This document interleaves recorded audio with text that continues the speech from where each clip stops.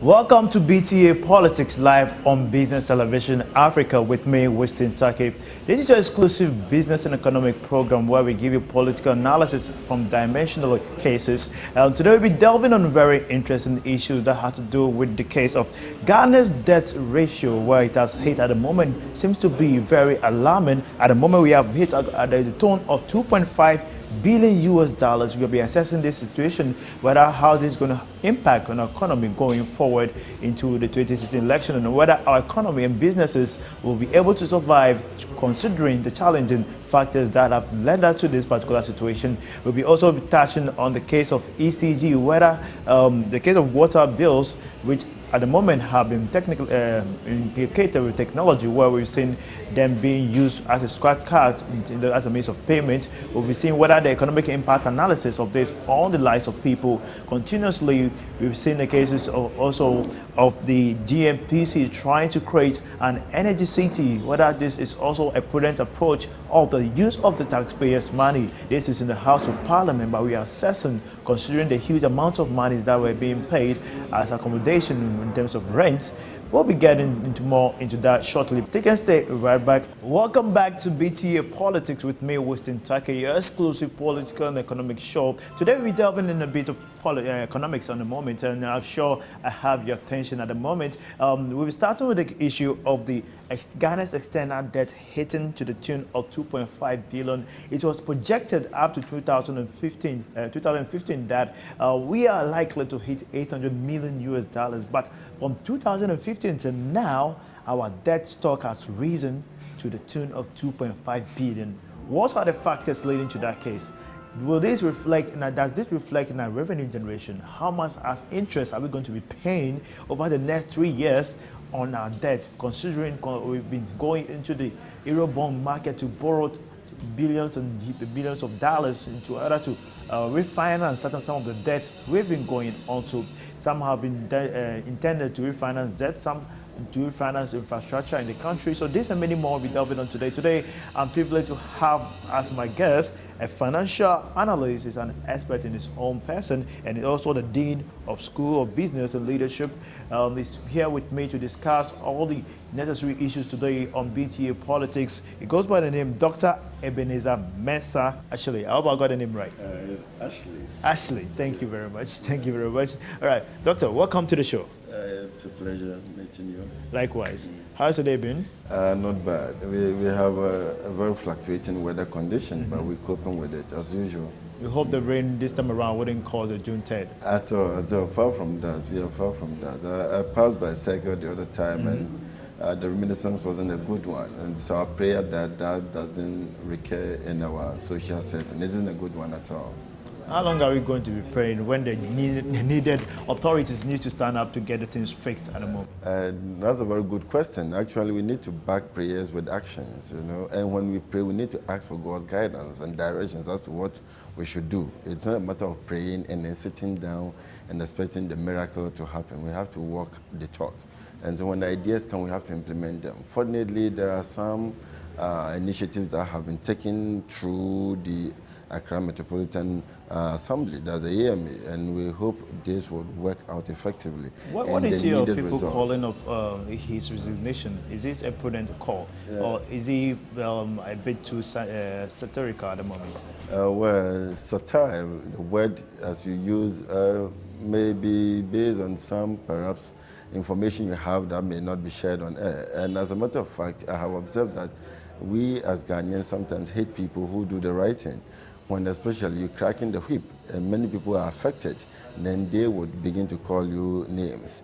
But the question is his action for the betterment of the generality of the people? If it is not intended to favor a section, but then the general people, then it should continue.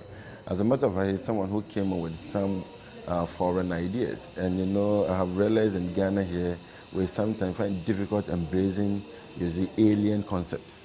And when it so happens, you have to stick your ground to make sure it works. And over time, people will reap the benefits of what you've started. And knowing where he's coming from. He was in New York, where some of us resided.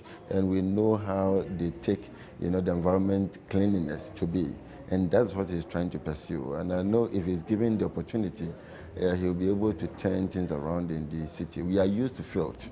And so if someone comes to drag us off the field, we may not accept it overnight. It may take a while for us to embrace that concept as not only a novelty, but intended to improve on our own health and then develop our country. And so over time, I hope the twin man will succeed. I know how, I'm sure you know how I call him a twin man. He's okay.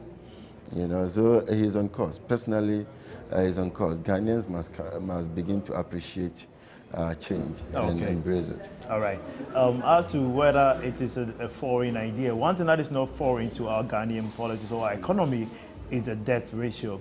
Continuously, our debt have been appalling. Estimations have been given for the past 4 years, considering the alarming rates. IMF has spoken by their assessment. World Bank has given projection. The recent report that was given in 2015 indicating Ghana's debt sustainability assessment indicates that about 10.9% of our revenue have mostly gone into debt refinancing. This and many more has been alerted by the business community, considering how government continuously borrows from the domestic market to refinance it in international debt. Also, there's been an issue of whether we borrow in foreign currency and pay, considering the fact that we need more of dollars domestically to refinance this debt. How is this situation going to affect businesses? We are going to get into assessment of that shortly with my guest at the moment, Dr. Ebenezer Mensah Ashile. At the moment, so we're going straight to the issue. So, Doctor, now Ghana's debt ratio. Can you take us through a bit of history and how far we've come without sustaining? From 2007, when we started going to the Euro bond markets, we saw it as a light at the end of the tunnel. But here's the case where we are meeting the darkness at the end of the tunnel. Have we done much to enforce our own situation? Thank you very much. That's a very good one. And I'm happy about one thing, the way Ghanaians try to narrow down the problem to the country and not necessarily look outside. Well, the popular cliche is if others are hitting high debt ratios and they are making it, it doesn't mean we should also go there. And that's a very good one. I like the way people begin to reminiscent the popular statement of the former president, Professor John Evans Atamios. He said, with this, we're trying to look up to ours. But sometimes in financial circles, economic circles, it's sometimes important to make some comparisons. Now, the debt in itself, since 2007, we've been piling up the debt. And if you look at some quick data that we have from last 2 years to date, you realize we've been hovering around the 90s. Now it's about 97. As of December, it was over 97 billion Ghana cedis, you know, with regards to the stockpile of debt. The question is this: when will this end at all? That is what is bothering on the minds of Ghanaians. And from 2007, the truth is that Ghana is now on the path of socio-economic development, and therefore the path to development comes with it some challenges. If you do not already have the financial resources to develop, then you have to look elsewhere for those resources. And until you are able to finish developing and then sitting down to reap the benefits thereof, you would continue to incur costs. And so that's what we are observing now. Since 2007, you realize the road expansion projects, the construction of hospitals, the construction of universities, all right, the rehabilitation of old roads, all of these have not stopped. They are continuing. And as a matter of fact, they are even not enough. And so we, at our stage of development, have become the popular character in the book called Oliver Twist. You know, we are always asking for more, and it is rightly so. And so if you are the government of the day and the people are interested in having the development projects carried out, how do you finance the project? It's a matter of meeting their demands or shirking your responsibility. And so if you want to meet the demands, where are the resources to meet the demand? If you cannot generate the resources internally, then you have to look elsewhere for the resources needed to be able to carry out the development project. You know, so what brings about this is going in to borrow. So as you borrow, unfortunately, in most cases, this borrowing will not be given to you by the lender at interest free. You know, it may come under interest connect. And when it is due for payment, there will be some interest added onto it. And so long as we continue to crave and ask for development, the debt as we have may not reduce, all right? Yet the critical question that is begging for an answer, which perhaps will come there, is how the funds are utilized.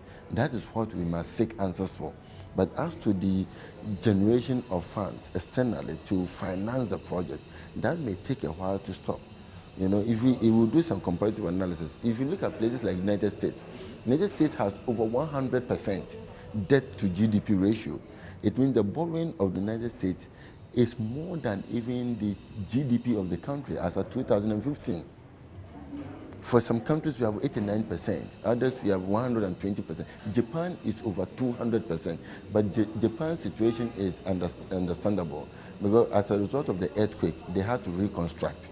And therefore, there was a need for external assistance to come in to be able to carry out the project as expected. You know, so the debt soaring up here, it's not something unusual to some of us, especially if you are in the realm of economics, finance, you know this is a reality. But the question has to do with how these funds are utilized within the economy. And so I would plead with Ghanaians, so long as we are developing, the borrowing might not be remote from us. It might not be remote from us for now. What options were available to the government, that's at the time of going in for that particular loan? And what was the dire circumstance, warranting the search for the loan at that particular moment? These two questions, the answers would perhaps lay some hearts to rest with regards to why that over 10% debt claim at that particular moment. Now, if the money was urgently needed, and which some explanations have been proffered, to justify. The question is how many options were available in terms of markets where you can borrow, and perhaps what were the interest rates that were being tabled at that particular moment. Was the 10.7% the lowest at that time? What were the conditions involved? So based on this, you'll be able to tell if it was justifiable. But if the money wasn't too needed, then there was no need for that. But as I said, some explanations have been provided. And we shouldn't forget that in our part of the world, governments come into power with strong promises. And you're expected to fulfill the promise before your term in office expires. If not, you may be shown the exit door. And so if you realize that night is drawing nigh and the necessary fulfillments have not been completed, then you may be forced to go in for some of these loans to be able to meet the needs of the people. Now, out of desperation, you might settle for anything at all that you are given. That is a fact. Now, it depends on the level of desperation or the level of amount of consideration that was put into the whole process. If not, there wouldn't have been the need for it. But the money, we are told, was needed at that time. But what some of us need explanations for is whether the loan was the only source that you could get, or the other quotations were more than 10%, and that was the lowest. Then in this case, you would accept it. Now, comparing Ghana to Greece, the two countries are diametrically opposed to some extent. It doesn't mean Ghana may not get there. But in terms of resources, I would say God has endowed us with certain natural resources which you may not find in Greece now. Okay? Yes. Second, their level of development is a shade ahead of Ghana's. Now that's what is happening in places like UK and then the United States. They have getting to somewhat the peak of their socioeconomic development. So what they're doing is a rehash of what has already taken place. And when it so happens that you don't take care, you may end up incurring more debt because you may go in for the loan, but you do not have the resources to pay back. You may rely more on the fundamental source of government revenue, which is the tax, to be able to pay back. But as to the natural resource that you'll be able to extract and then use in paying, you may not have. So your source becomes one. Tax. And so if the people are also not working, then how do they pay you the tax? So there is no any economic cyclical effect. That's what is affecting Greece now. But in our case, we are still at the embryonic stage of our development. We have the gold, we have the cocoa, we have the crude oil. So when it comes to West, we can rely on this, even sell them in their raw form to reduce the debt significantly. In our part of the world, the level of revenue generation through tax cannot be compared with the level in the United States, in UK, Greece, and other places. So viewers should be rest assured that we are distant away from Greece as we speak now, because what we have to be able to at least pay off our debt, Greece may not be able to boast of that. But it doesn't mean we should check our responsibility when it comes to effective management of the economy.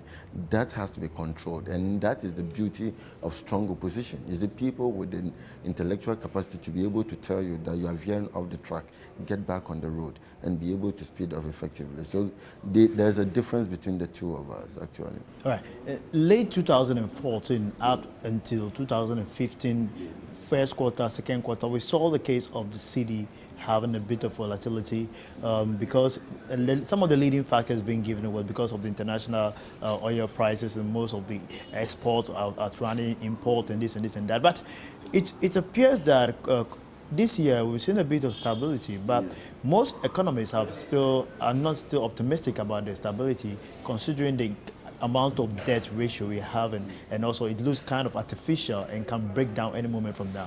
All right, thank you very much. Now, the clarification, when you talk about the stability and then the problems, they're actually not export outweighing import. It's rather the other way around. That's why we were having the volatility. And so the stability might come about as a result of control and check on the imports and allowing more exports to flow. We had problems because Ghana is an import-led economy. What it means is that we import more than we export. Yes, and I'm happy the government is a listening one and has fortunately been able to take some of these suggestions into practice. You see, the Youth Enterprise Support Initiative was initially intended to allow individuals to come out with their innovative entrepreneurial ideas and to be supported by the government through funding to be able to work. Some of us suggested that yes, it's a laudable idea, but it will be very useful and economically beneficial to the nation if the government officials prevail on the individuals to identify some of the basic things we import into the country, and they engage in the production of those items, like the toothpick. Toothpick is developed out of bamboo. Yes, what we in local parlance known as pampro. Yeah, that is what is used in making toothpick in China.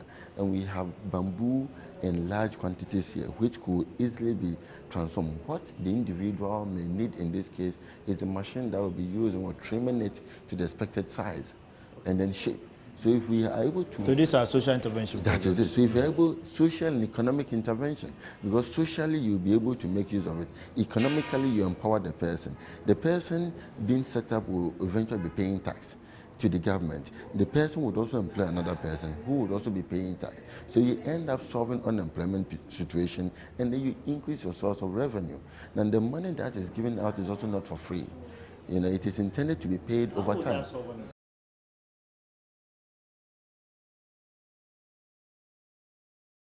At the moment, it looks unsolvable at the moment. Yeah. Every day, every government upon government have this case. Well, then let me clarify this. Even in our world of economics, even 100% employment is not approved. We don't approve of 100% employment. But when you do that, then you may end up inciting other negative factors that you want them to slip, like inflation. So employment of about 95%, we live in a margin of error, plus or minus 5, is acceptable.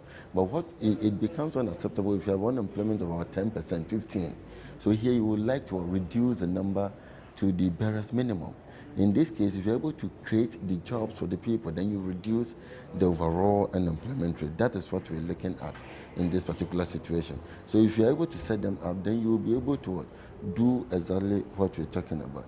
Now we come back to before you come back, there's this assertion saying that a school of thought have it that most government interventions, social interventions, always hit the mark because of mismanagement. So far going forward, this particular Youth Enterprise Support Initiative Is he likely doomed for that future as well? I like the way you put it. It's not optimistic, but you're pessimistic. And let's take the pessimism in this particular situation, which is positive. It is not going to hit a snag. This is the third time. We had the GIDA. You see, the Ghana Youth Entrepreneur Enterprise Development Authority, which we did not see anything good out of it. We had SADA, the Northern Accelerated Development Authority, initiative, which also we did not see anything good out of it. And then we now have the Youth Enterprise Support Initiative. So it is the same thing being what? Transformed with the hope that it will give us the result. So with a change of name, a guarantee? Not only change of name, but then the content has also changed. The content has changed in the sense that the people being targeted now are a bit different. With some criteria set, you need to meet those criteria to qualify to benefit from it. And now the beauty aspect of it is that it is not too politicized. I'm using the phrase advisor. I said not too politicized. It means irrespective of a political coloration, you could qualify and benefit from it because it's about Ghana and not about the party per se. Okay, let's see how the impact of most of the employment initiatives, or let's say how, okay, now let's get to the macroeconomic aspect. We've seen the inculcation of most of our oil revenue projections in our budget, but as a part of that is the reason why we still have a debt ratio increasing because of the fall in crude oil prices. What did we miss out? Because there was suggestion being made to the government to ensure or cause a hedge fund to support in case the oil prices fall. But this is the government didn't yield to that. Yes. Once again, you see the explanation, I wouldn't say argument, the explanation put forward by the government at that time was cogent. This is the whole thing. You are in this particular situation finding yourself in the two worlds. Initially, you were in one world, and the one world was you only import the crude oil, and then refine or bring it, import it already refined to use. But here's the case, you are also exporting now. And so if you want to hedge, then you have to engage in two double-edged sword situation. One, you have to hedge against the fall in the price of crude oil, so that when it falls, you'll be able to maintain the world price that was going as at the time of hedging. And then what happens to the local market in this particular situation? Would you allow it to flow as it is? Or you also like to hedge it and then maintain a certain price level for it? So if you look at this situation and you look at your precedents in the prior years, you hedged. How much did you pay for it? What was the end result? Economically, if you look at the cost you incurred and the benefit you derived, the two deducted, which one outweighed the other?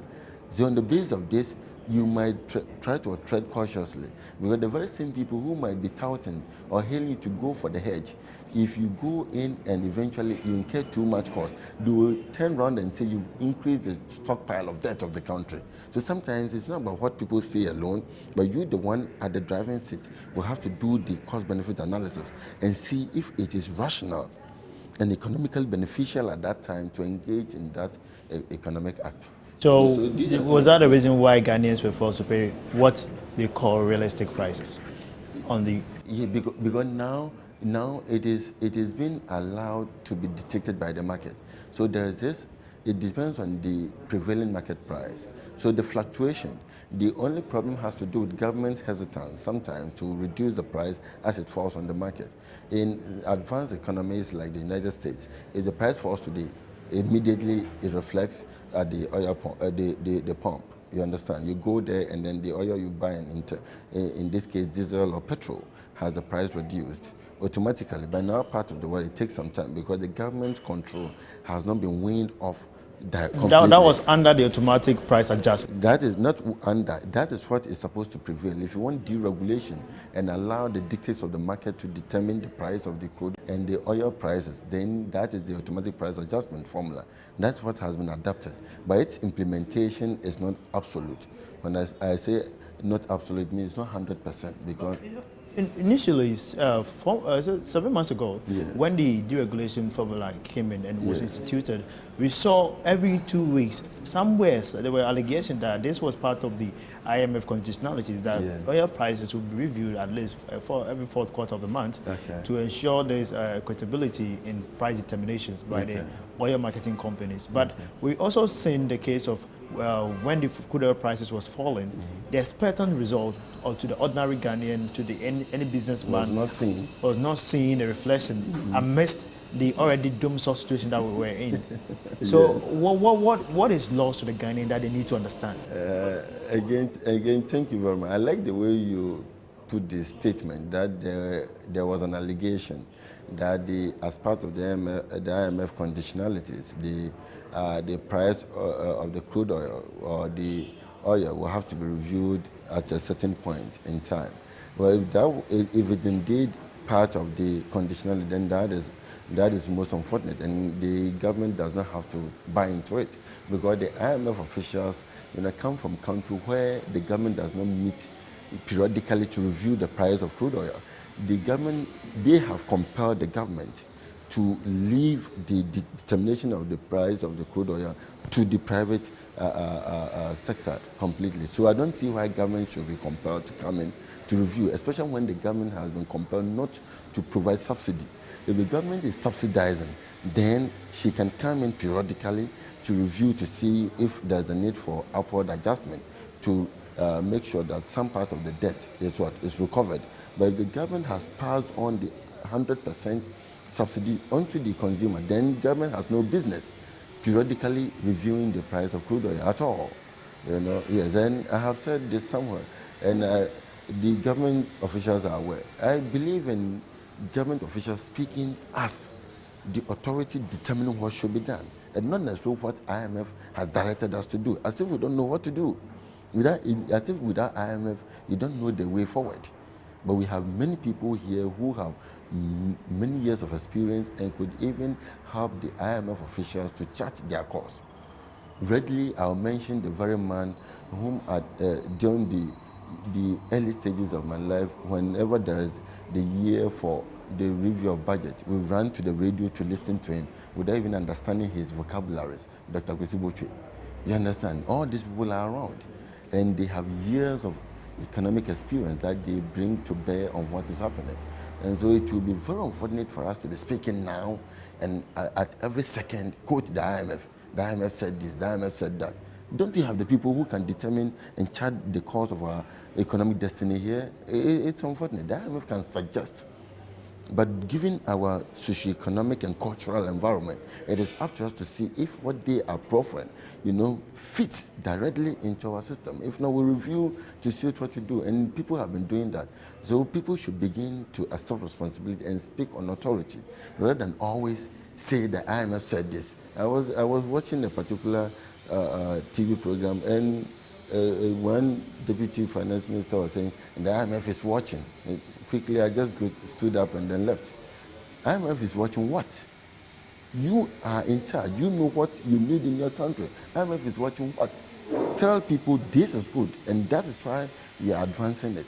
Just as from here, you can also provide suggestions for people in the United States. If they look at it and it suits into the economic system, they'll buy into it. But it will not be a matter of Ghanaians are watching or Ghanaians brought this. Accept it and then develop it. Let me take your impression, opinion about this. When the country was experiencing economic turmoil, recession likewise, a lot of experts in the field of economics and finance were encamped at Senchi to drop the Senchi consensus. People were optimistic. The outcome of it was a lot of optimistic through the media. We saw economists and professionals who have years of experience giving analysis and detailed information about how they intend to see the country in the next 3 years. Should the Senchi consensus be followed prudently? It wasn't long until we saw the endorsement of the IMF conditionalities. So throwing our domestic policy and encamping foreign one in the name of adhering to international credibility, that was one of the reasons the government stated that for the credibility status in the international community. Is that the best approach to dealing with issues that are symptoms of domestic mismanagement? Okay. Well, domestic mismanagement, that may be a strong phrase, but the truth is that let's get some clarification here. And the reason why I believe the government officials must take up what is happening. And if there is any credit at all, it should be both sides. You know, after the Senchi Accord, the people that met developed what you call the homegrown policies. It is the homegrown policy that was tabled before the IMF officials as to where the economic experts expect to see the country heading to. The IMF officials reviewed what has been detailed, and then they made additions to it. You understand? So what is being implemented now isn't 100% foreign policy. It's about 70% or more domestic policy.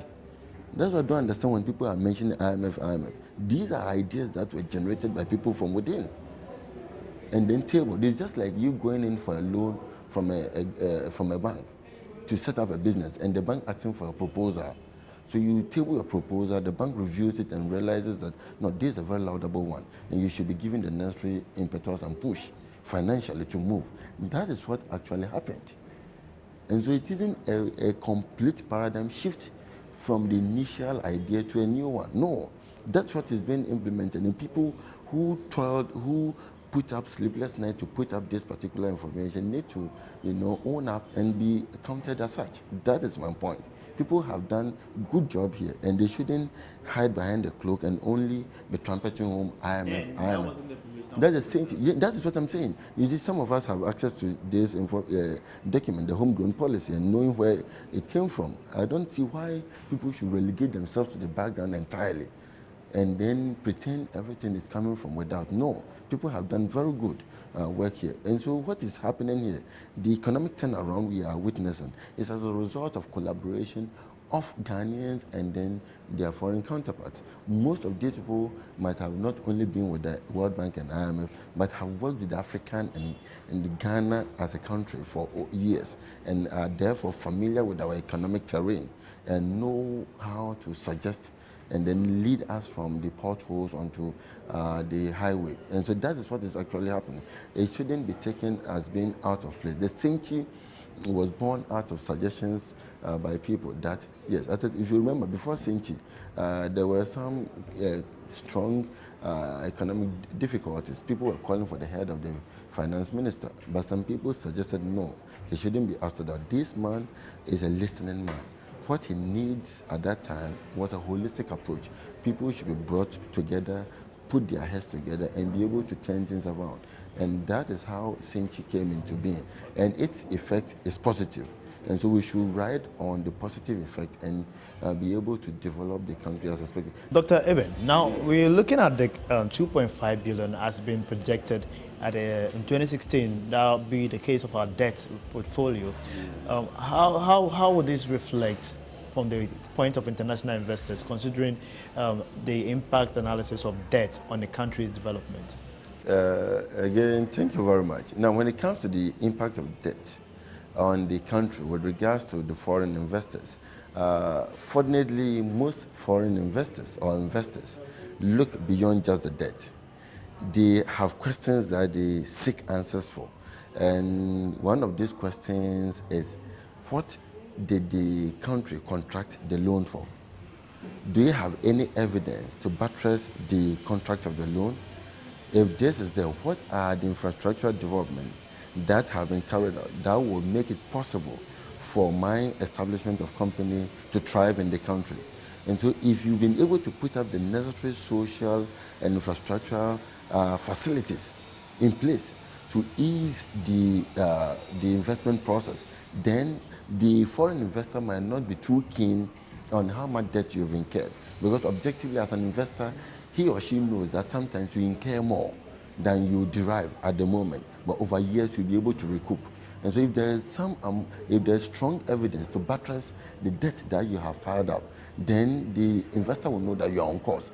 and that wouldn't have a negative effect. However, if huge amounts are being quoted and you do not have the infrastructural facilities to back the amount, then they may not have confidence in you and they may look elsewhere. So that is one thing. Now, one other issue has to do with the debt that we were talking about. These are projections. In 2013, the projection was that it will hit $900 million. All right. Now, based on calculations that were done this year using the last quarter of 2015 in relation to 2013, we are being told it is expected to go $2.5 billion. So it is an expectation. It is not an actual figure. So we are still within the projected figure. And the good aspect of it is that the one in helm of affairs is an opportunity for him to be able to look out for the remedies, the remedial measures, and be able to reduce the projected amount down to the barest minimum. Because the year has not ended yet. We are now in the middle of it. You have 6 more months for this expectation to become a reality or just a mirage. And so it will be in the best interest of the country to transform it from a reality to a mirage, because it will be in our best interest. It is still a projection, and that could be withered away. Now the difference. Likely that going into before the end of this year, the debt is likely to go way above the 100 million Ghana cedis projection, considering the fact that just this morning there was information that the government is likely to hit the domestic market to still borrow to finance some projects in the country. But how will this impact on the interest rate and also the crowding out of private enterprises and accessibility of loans in the domestic market? Well, when it comes to the interest rate, if the government steps in to borrow, then obviously, the amount of money in circulation will reduce. And so if the amount of money in circulation reduces, then there will be limited funds available. The government can use its monetary policy instrument to regulate the interest rate at this particular moment. If not, then there will be excess demand over supply, which may lead how banks to review their rates upwardly. Fortunately, once again, the banks have a minimum and then, the maximum cap within which they have to lend money to individuals and organizations within the country. Wouldn't that create an induced inflation? So as I said, it may not be an overt or explicit inflation, because if you're looking for the money, you'll be told there is no money. So perhaps behind the scenes, you may plead for the money to be given to you even at, say, 30%. If initially you as a company get it at 25, you may say, even if it is 30, give it to me, I'll buy. So here an induced inflation would occur, as you're saying. But we're just hoping that this wouldn't be the situation in this particular instance. One thing the government can calculate and then determine the amount of money to borrow in order not to have a negative impact on the money circulation in the country, in the economy. And so it is very likely that the borrowing will take place, but its impact on the general lending wouldn't be negative in this particular situation. So it could be controlled. Once again, there's a projection. Interestingly, the estimated increase, which is about 1.6 billion, it's about 177.78% increase from the 900 million to 2.5 billion. It means the projected increase is about 177.78% increase. This we do not expect. Even the 900 million shouldn't be beat down. It should be. Concluding comments on the debt ratio portfolio. Very good. Now, with the debt situation, as I've indicated, the problem with the debt situation has to do with 2 major factors. One is, as you indicated, somewhere 2012, 2013, the cedi was struggling against the major foreign currencies like the dollar, and so there was a reduction in its value in relation to these currencies. When you want to exchange, you need more cedis for that particular currency. It did not only end with the exchange rate, but it also affected the amount of money we receive whenever you sell to the foreign market. You understand? And so these are some of the challenges. And we're focusing too much on the 3 key exports, traditional and one non-traditional, that has come to gain roots: the gold, the cocoa, and then the crude oil. These are the 3 key major sources. They constitute about 80% of the foreign earnings of the country. The other non-traditional exports, like the export of pineapple, now we're trying to see if we can add sugar, the smoked fish and others. They account for about 20% of the total export earnings. If you're able to increase the percentage of the non-traditional exports against the major one, then even if the price of gold and the price of cocoa falls, we will be able to make inroads and not suffer as we're doing. So over time, I know Ghana will be a better place. Fortunately, the advent of democracy has changed the economic frontiers of the country a bit. And a bit will change to better, and then it will be best. That is quite an optimistic projection. Yes, I'm of the strong conviction that just as the musicians said, deep in my heart, I do believe that we shall overcome. Yes. We shall overcome. That is left to see by the reality of the market and whether the nation's policies will streamline us and how we can revamp and get more revenue to tackle our debt refinancing strategies. You're watching BTA Politics live on Business Television Africa. Today my guest on the bill is Dr. Ebenezer Mensah. He's my guest and he's a financial analyst and also the Dean of School of Business and Leadership. We're going to a very sensitive issue that has come to light.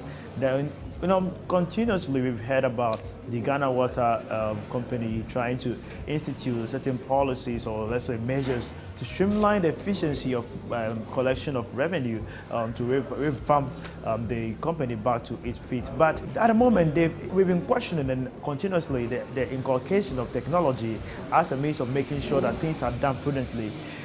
Just recently, they released information that shocked everybody. That has to do with the use of scratch card as a means of payment by the Ghana Water Revenue. We are going to see whether, particularly, how will this system be run and whether it will be prudently efficient, and also would there be the case of non-payment or also the payment, what are the challenges technically and let's say financially that this particular system will be facing, because if you don't assess it prudently, in the near future situation will come up that will be beyond the recent economic challenges that we are facing currently as a nation. So now we go to the water bills to be paid with scratch cards according to the Ghana Water Company. What is your take on that? I see you smiling already. Yes, I'm happy that our company at long last is not leaping slowly, but leaping very rapidly, moving from one stage to another technologically. I remember for over the years, we see the meter reader man comes to the house who open on top of the meter, take down the number and give the previous period's bill out and then record and wait for the following month for another one. Sometimes it may take 2 or 3 months. In that particular situation, when the meter is read, you may have to brace the challenge of having about 3 months of bill to receive. It's refreshing to hear that there have been some changes, but the changes have brought in their wake some challenges that the Ghana Water Company will have to address. One, the company started first by allowing people to make payment of the bills using Airtel money. Now I have people who have approached me to lament about the fact that twice they've made payments using Airtel money and the payment never reflected on the subsequent bills that were sent to them. Now they sent the evidence of payment through Airtel to the Ghana Water Company's customer service officers, and the employees, they couldn't help. They were clueless as to how to solve the problem. And so it doesn't mean only the account section or a group of people went into agreement with Airtel to collect the payment without providing the necessary training for the Ghana Water Company employees to know how to address the situation, or let the customer service associates know that whenever a client comes with a problem of non-reflection of payment, perhaps call this Airtel line to have the issue resolved. Nothing of that sort. And so that particular problem is hanging on the neck of Ghana Water Company. And interestingly, a new dimension has been introduced. I'm just hoping that the personal digital assistant that they introduce will be very effective in this particular situation. And as is done in any scientific research, it has been given a pilot steady. Let's take the ECG as a case study to the Ghana Water. Ghana Water, okay. Because the ECG, until research being conducted by GN Research, which brought out the revelation that Ghanaians were being overbilled, which caused a review of their whole system instruction considering the software that was being used. So that the source was GN, right? GN Research, yes, conclusive Very research. We did a factual-based analysis on the situation. Pats on your shoulders, you know. Oh yes. We have a whole stock. That's GN there for you. Exactly. Now, with that particular, using the ECG as a case study, if you go to their customer complaint that when you go to ECG, you have to queue with the option, with the statement being made that they have internet problem. We've seen a lot of that challenges, and it hasn't still been restored. So moving to the water bill system, would that also not double the whole situation of our utility payments? Well, in this particular situation, when it comes to problem with effective determination of the units consumed, it may be too early for us to preempt judgment. We would have to allow the system to roll into effect and see the outcome. However, it's an opportunity for us to make a clearing call to the Ghana Water Company to learn from the problems or challenges of the electricity company of Ghana to ensure that the actual meter reading figures are used in determining the amount that the consumer has to pay. That we have to trumpet home. They have to work against that particular negative incident. With that, they will be able to go places. Now, my understanding is that the personal digital assistant has been imputed with the necessary computation to allow it to determine automatically if it is a domestic meter or commercial meter, depending on the number of consumed figures. It will tell you instantly how much you owe. And then you go to the necessary Ghana Water Company office to buy the scratch card. Now, this is the question that is begging for an answer. When the individual walks to the necessary Ghana Water Company office to buy the scratch card, what information should he or she carry along? Do I go with bare hands and say, I'm just coming to buy a scratch card? Because the available information is silent on this. We should know that, for example, you have to carry your bill along to enable the seller, perhaps if some preliminary information has to be captured, then with the bill, the necessary information will be captured. And when you call the Ghana Water Company to make the payment over the phone, what information do you have to provide? It's also silent on this. Doesn't mean I can just stand anywhere and say I want to pay my bill. My name is this, and that is all.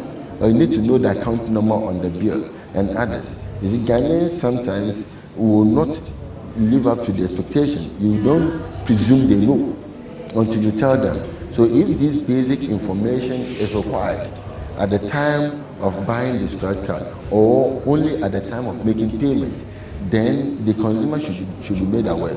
Because people might leave the bill somewhere and then make a call and say, I want to pay, only to realize no, he or she might have to wait till he or she gets home, lay hands on the bill before payment could be effected. So the information should be complete, and we'll be able to work with that. Fortunately, some key areas have been selected as the pilot area, like Would you say this will be cost effective, considering the printing of the scratch cards, and whether these scratch cards could be available at the needed point? Because even look at the telcos, you go and buy a card to upload on your phone, and you go to places you don't have them available. Is that going to create a situation of scarcity? Well, the scarcity would depend on the number of connected water taps within the country and the number of scratch cards that will be made available for sale at a given point in time. So before the prints are made, the ECG, the Ghana Water Company, in this particular GWLC, has data on the number of the officially connected taps within the country. So on the base of this, you print and then print in excess. Because some people may not buy once. For example, if the person owes 20 cedis, he or she may decide to buy a scratch card for 5 cedis and make part payment. So you have to make room for all of this. You consider all of this in your permutations before printing out, so that you don't run out of the cards in this particular situation. When you ask for cost effectiveness, it is highly cost effective. If it is successful, one, then people that are needed to come round and then issue the bills, the number will go down. Over time, it may even be faded out. When people begin to understand and appreciate it, then the individuals at a given period in time would go and then ask for the scratch card. So the Ghana Water Company would not even necessarily have to send people to go and distribute, because the distribution of the bills will no longer take place. It's up to you to know the consumption rate and then buy the scratch card and make payment. If you don't pay, I'm sure the system will be digitized such that your tap could even be locked or blocked from remotely, and you will not be able to have water flowing. So you will be compelled to go and buy the scratch card and pay. Here, you don't need people going around and being paid. So with that kind of not enough monitoring on that aspect, because there will not be much monitoring if the system comes up. So wouldn't that also create an opportunity for manipulation of the system by some individuals or customers? Because if you're not coming around, I can create a pipe in my home without having the meter being plugged. Yeah, but if the information that has been made available is anything to go by, then we can be rest assured that that illegal connection will be detected, because the explanation indicates that the new system will help to even detect where there's a bypass or illegal connection. So there will be no need to be physically present. But it doesn't mean the people would effectively or completely be phased out of the system. Once in a while, you may have some gray areas where you note as well problematic. In these areas, you may have to deploy employees constantly to make sure that they are familiar or abreast of happenings with regards to the flow of water in that particular area. So some areas wouldn't need individuals at all, because the people there are, for the lack of better word, discerning, and wouldn't go contrary to what is expected of them. In other words, they will know they have to pay. They will know they will not have to bypass and have the legal process connected. But in some areas, you may need people deployed to constantly check to make sure. Wouldn't this affect the state of businesses, considering the fact that we are always advocating for cheap access to utility, such as light and water? Now, with the implementation of this system, how is it going to, because it appears like we are being imprisoned in the 21st century, kind of slavery. Yes. Now, with this, objectively, because if you don't have the card, that means water will not flow from your house. Is that not going to be the case, where the government determines how systems are run, but not systems determine how the nation is run? Okay, that is very true. But at the outset, I don't think that is the situation. I don't think the system has been developed to make it difficult for individuals to access water flow if they've not been able to acquire a card. That is not the situation. However, the initial system or process is to make sure that you don't pile up the debt with regards to the water bills. You understand? So through the scratch card, you'll be able to reduce the amount you owe. And if you look at the two sources of utility supplies, i.e. the electricity and water, water is the one that is very silent with regards to debt. In other words, the cost is quite relative, and people are able to pay it more than the electricity supply. I don't think we even come to the situation where it will be blocked as I suggested, because in the advanced economies, they know that water is a basic necessity. And even in the midst of all digitized payment systems, water does not follow that suit. Even though payment is assured, it has not been subjected to such a rigorous, blockade whereby people will not have access to water. So I don't think we'll get to that much. It is just intended to improve the system of revenue collection. In other words, there will be efficiency in the revenue collection, and that would add up to the various sources of revenue for the country. If objectively we have enough source of money from the water company, then there will be no need overburdening individuals with some taxes. The loopholes and shortfalls in those areas are what account for the increasing of the main tax sources. Because if I'm not deriving from this source, then the regular source, let me increase the rate a bit to be able to make for the shortfall. That's what is happening now. So, viewers, I'm sure you are enjoying the show right about now. You're watching BTA Politics live on Business Television Africa. Today, we delve on the case of Ghana's debt hitting 2.5 billion US dollars, and also the institution of a scratch card by the Ghana Water Company, whether this is a prudent approach to ensure efficiency in revenue collection. At the moment, you're going for the political news.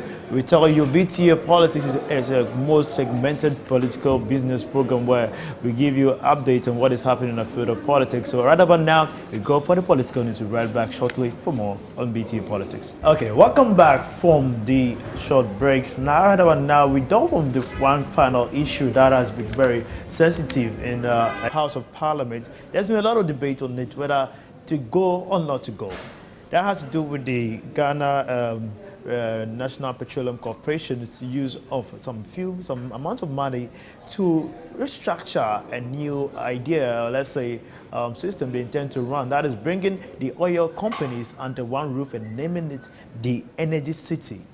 The amount of money that these companies have been paying as rent, according to GNPC, is so astronomical. Therefore, it is prudently wise for them to inculcate or have them in one building structure that will have all of their operations systemized.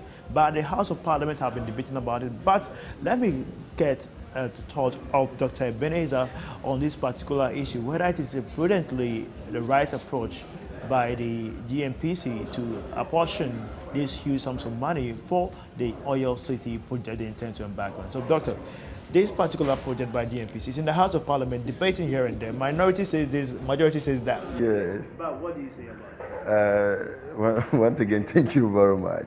It isn't too dicey as we make it look. If I listen to both sides of the argument, both parties have strong points. Now, the underlying objective of setting up this particular city is to be able to house the various oil companies, not just house them, but with some economic benefit undertone. You know, if the estimation by the petroleum minister is anything to go by, and it is a truism, then it is allowed to have this particular project carried out.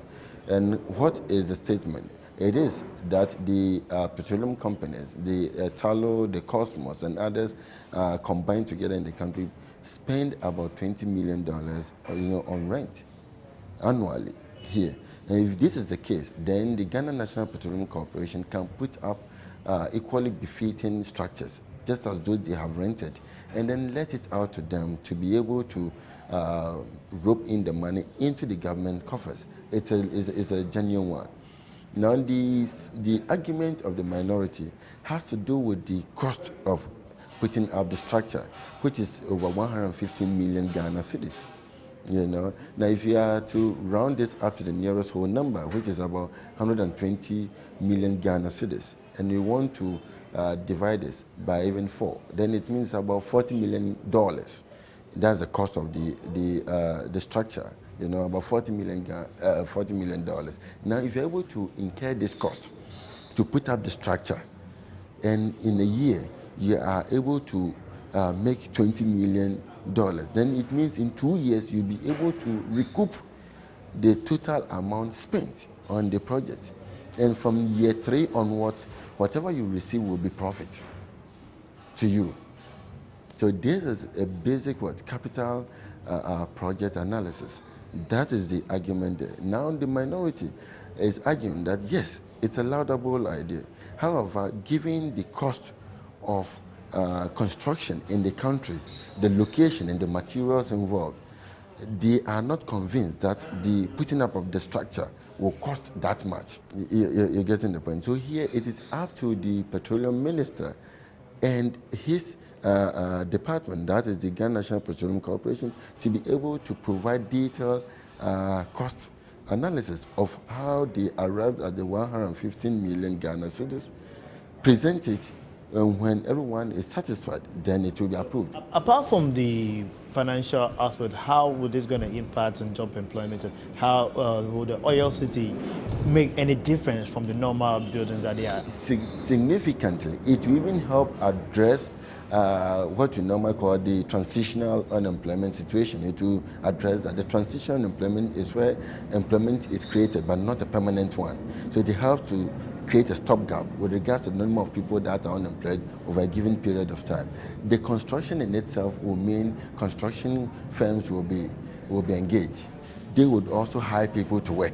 And so just like we have the Kwame Nkrumah Circle overpass, people working for consecutively over 1 year, this may also be the situation where people will be constantly in the workplace, working, being paid. They will also take care of their wives and children. They may even extend to their parents. And so it will help create employment situation which will not end there, but will help improve on the economic well-being of individuals. There are some people who are even struggling to think about how to pay their rent at the end of the month. If this should take off, then the issue of rent payment may be a thing of the past, at least throughout the duration of the construction. After that, depending on the space, these oil companies may even increase the number of people that they have employed to work with, because the space and the amount they pay might not be corresponding or correlating positively. Now the government will perhaps provide more space at the same cost as they are paying now. And so the more space they have, the more opportunity is created for extra hands to be hired. Well, okay, I'm sure some of the suspicions have been because some of these oil companies, some of them are foreign-owned companies. Yes. Why wouldn't they decide to allocate a certain portion of their profits or revenue to embark on such similar projects in the long term, rather than embarking on government subventions in the short term? Now, once again, with the basic analysis I carried out, if indeed the 115 million Ghana cedis, the amount is anything to go by, and you should even set it up.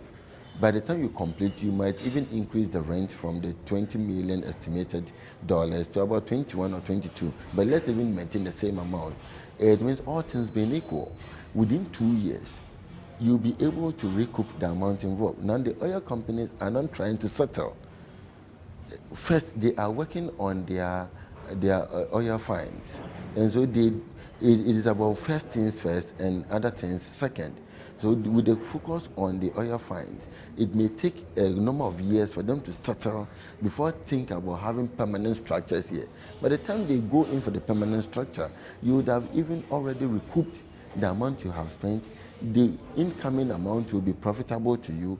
If they do not even take it up anymore, you may convert it from being offices to maybe a mall, or look at what it will befit and then convert into that. Fortunately, you are constantly marketing the country as the hub of what? Investment in Africa, not only West Africa. And so you don't even limit your frontiers to the oil companies. Before they even say jack and want to move out, you'd have already contracted people who would take up the structure from them. So depending on the management style, it will be a continually gold mine to the country. We've seen Tor having a lot of challenges due to certain strategies that were implied years back. Yeah. We saw the implementation of toll levy on petroleum products. Yeah. The objective of this is to revamp toll. Yeah. We see GNPC also has some challenges, but at the moment we've seen them coming back to their feet. Yeah. But all has to do with whether prudently those institutions have really worked according to the structure of business being run in order to ensure that much revenue is being made. Yeah. Why would the government decide to allocate such amount of money to a company that has, over the years, been struggling to stand on its feet? Well, if you look at Ghana National Petroleum Corporation, I don't think it has been struggling that much. We should all not forget that when it comes to the sponsorship for the senior national team, the Black Stars, the Ghana National Petroleum Corporation stands out tall. It is the major sponsor of the Black Stars. So if it's a company that is struggling, I don't think it will have excess reserve to be able to. That is even questionable. Why the Black Stars amongst all other? Why not just the Black Stars? Because there are issues of projects, infrastructure problem you have in the country. why wouldn't they use the people's money to deal with that instead of sponsoring the Black Stars? We can have fun, play 90 minutes games, but the number of sports hospitals, the best in the hospitals, are not many. The people, in fact, mortality rates are really high. You go to the markets, most of the structures there are dilapidated, and they can't withstand the test of time. So, economically, is it prudent? Yes, once again, thank you very much. Now, the Ghana National Petroleum Corporation has been a domestic institution for a very long time. You know, domestic means its operations are exclusively within the frontiers of this country, and by extension, perhaps to some West African countries, because Ghana is noted for servicing her African neighbors for some time now. Now, with the advent of the crude oil discovery, GNPC automatically has become a world market player. And so it is very important for GNPC to market itself. Now, when you watch the English Premiership, you watch international competitions, we see T-Mobile, you know, we see Delta Air embossed on the jerseys of players. What does that tell you? You'll be sitting in Ghana but watching organizations in the United States, in Great Britain and other places. And so GNPC, realizing that the Black Stars is one model social club within the country that's able to transcend beyond our borders with ease. So the objective of that is for brand advance. That is it. That is it. So when GNPC, you know, sponsors Black Stars, it is like a father sponsoring the son. It is the same family. You know, Black Stars invariably is owned by the whole of Ghana. GNPC is owned by the whole of Ghana. So if you are fortunate that Black Stars has, as a club, as a group, has one particular Ghanaian institution that is taking care of its social and financial challenges, then that's a plus to us. You know, so instead of waiting for direct outflow from the government, it comes to government agents. So that's a government agency working on behalf of the government. Now, it is intended to brand GNPC so that when it goes into the world of the Organization of Petroleum Exporting Countries, and we say GNPC, through the Black Stars appearing at the World Cup, those Arab nations that may not be too familiar with what pertains in places like Ghana, at least through the World Cup, when they see GNPC written and the officials of GNPC appear at the negotiation table, oh, GNPC, the one on the jersey of the Black Stars. That is what is happening now, okay? So, finally, before we go, what must we not do in our oil revenue management? Yes, it is what economics and finance we call the Dutch disease. You know, the Dutch disease has to do with the negative experience of the Dutch when they first discovered oil, and there was over-concentration on oil at the expense of other sectors of the economy, and they paid dearly. Unfortunately, Nigeria followed suit in the 70s after the discovery of oil. They neglected the agricultural sector, and it didn't help at all. We have two strong cases to guide us to make sure that in as much as we develop the oil sector, focus would also be on the manufacturing, the agricultural, and the service sectors of the economy so that we'll have a holistic development of the country. The saying goes that he who follows, you know, observes carefully the steps and the glides of the leader, and where the leader, falls into pothole, you make sure you walk on the smooth path. And so this is what I would advocate, and I know the individuals in helm of affairs are strongly aware. They listen to some of us, and that has already been taken seriously. And that is the reason why we hear more about the gold, we hear more about the cocoa still in the system. The three areas and the non-traditional. You know, recently you heard the president talking about the sugar.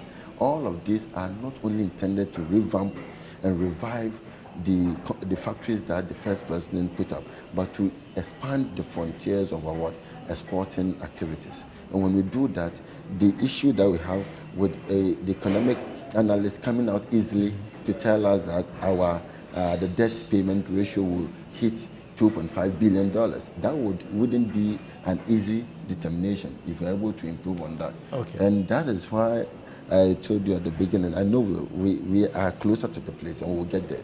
All right. Because God has given us the necessary manpower, skills, and the economic resources needed to put together to get to where we want to go. All right.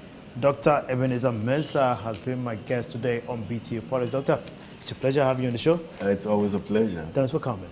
Always a pleasure. Thanks. Okay, so thank you also, my viewers, for making time to watch BTA Politics. You've been watching us live on BTA. Also, we are on the internet. If you just in case you have access to internet, just log on to www.businesstvanfrica.com. We are also live on First Digital, TV, and more on some sub radio stations across the country. So stay with us on more shows on BTA Politics. Also, I'll tell you, first of all, I'd like to say thank you to our sponsors, GM Foundation and Grouping Doom, for taking the initiative to bring about the best program in Ghana, where we give you an election update and economic update on what is necessary for national development. And also thanks to my producer, Anna Maria Nyame, for fantastic production, and also to my cameraman and crew behind the scenes doing an amazing job.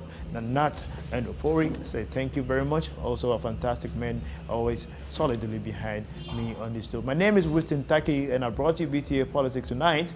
So then, have a good evening and enjoy the rest of your day. Bye-bye.